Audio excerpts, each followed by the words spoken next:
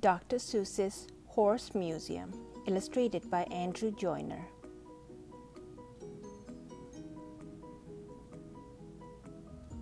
Art.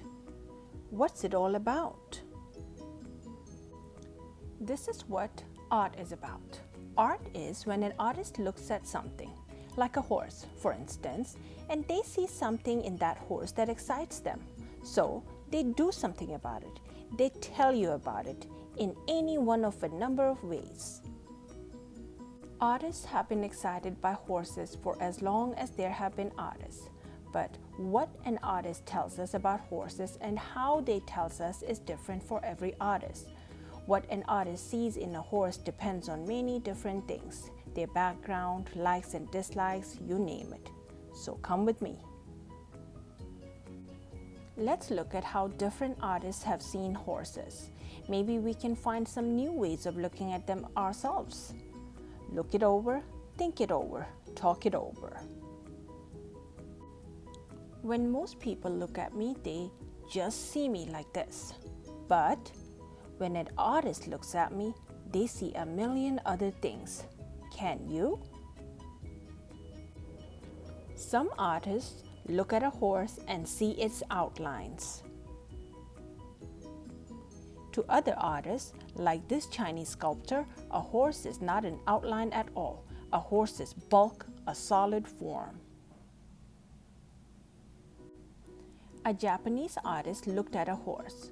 What he saw was beautiful lines from head to tail. Some artists look at a horse and find color. Other artists are interested in shape. This artist looked at a horse and saw strength. These artists looked and they saw speed.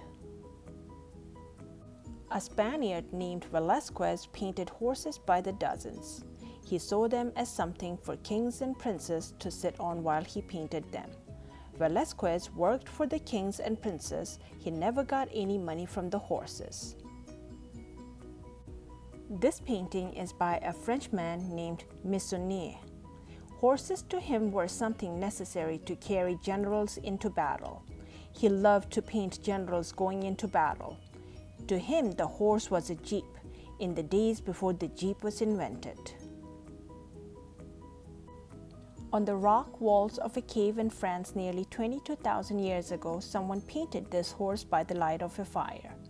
What did the cave artist see in a horse? We don't know. It's a mystery. What do you think? 2,000 years ago in Greece, artists looked at horses and imagined them with wings. Pegasus was an immortal flying horse in Greek mythology. Greek artists painted horses with wings as symbols for ideas like immortality that are hard to show in a picture. 500 years ago in Persia, people thought a horse was for having fun on, and that's what the Persian artists saw when they looked at horses. 500 years ago in Italy, the artist Raphael looked at a horse. He thought that a horse was for fighting dragons on. Of course, some artists looked at horses and wanted to paint them just as they appeared in the natural world, doing things that horses really do. We call this kind of art realistic. Other artists looked at horses and tried to capture them in a moment of time. We call this style of art Impressionism. Impressionist art often has a soft, slightly out of focus appearance. Then we come to what people call modern art. Some people call this crazy stuff. Maybe they're right, maybe they're wrong. But these are paintings, drawings, and sculptures that show what certain artists imagined when they looked at a horse. So please look at them very carefully. There are lots of ways of looking at things. Maybe these pictures have something to tell you. Surrealism is a way of looking at things, including horses, that draws on, in part, an artist's dreams. Dreams can be very strange, and so can surrealist art. Expressionism. is an art style that uses exaggerated colors and brush strokes to show the emotion an artist wants us to feel when we look at something. What do you feel when you look at this? Cubism is a way of looking at things from different angles all at the same time. Cubists don't want to copy things the way they normally look. A famous artist named Picasso liked horses. He liked bulls too. He drew a lot of them. Abstract art can have a subject, but it doesn't need one. It uses color and shape to create a visual experience. These abstract images do have subjects, horses and riders, of course. This artist used just a few lines and splotches of color in this woodcut, but when you look at it, you can see a galloping horse and rider, right? What do you see when you look at branches and driftwood? The artist who made this sculpture saw a horse.